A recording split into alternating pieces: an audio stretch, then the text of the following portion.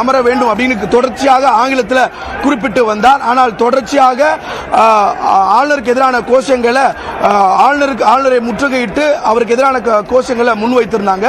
இந்த நேரத்தில் சரியாக ஒரு 2 நிமிடத்திலிருந்து அவர் பொறுமையாக ஆங்கிலத்தில் எல்லாரையும் அமைதி காக்கும்படியும் இங்கு தேசிய கீதம் பாடப்பட வேண்டும், எனவே அமைதியாக இருக்கும்படியும் அவர் கேட்டுக்கொண்டார்.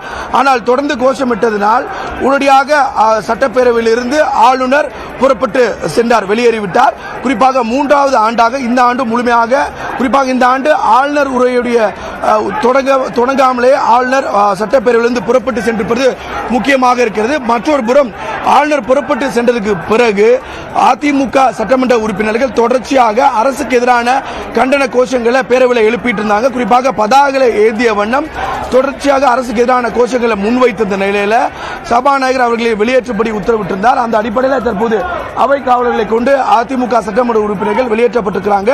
தொடர்ச்சியாக வெளியே வந்தும் பதாகைகளை ஏந்திய வண்ணம் அரசுக்கு எதிரான ஒரு கோஷத்தை முன்வைத்து வராங்க. சற்று நேரத்தில் செய்தியாளர்களை சந்திக்க இருக்கிறாங்க. மற்றொரு புறம் சபாநாயகர் அங்க பேரவையில் அபினேஷ் தொடர்ந்து இணைப்பில் இருங்க. இது தொடர்பான கருத்துக்களை பகிர்ந்து கொள்வதற்காக மூத்த பத்திரிகையாளர் திரு பிரியன் இணைக்கிறார். அவரோடு பேசலாம். சார் வணக்கம்.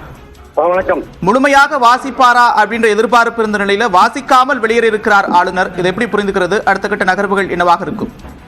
இது ரொம்ப சுலபமா புரிஞ்சுக்கலாம். அதாவது ஆளுங்கட்சி அண்ணா பல்கலைக்கழக அந்த மாணவி விஷயத்துல பிரச்சனை எழுப்புறது எதிர்பார்த்த ஒரு விஷயம்.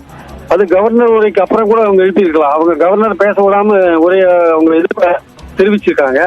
இன்னொரு பாயிண்ட் கவர்னருக்கு எதிராக காங்கிரஸும் வாழ்வுரிமை கட்சி வேல்முருகனும் பிரச்சனையை கிளப்பியிருக்காங்க.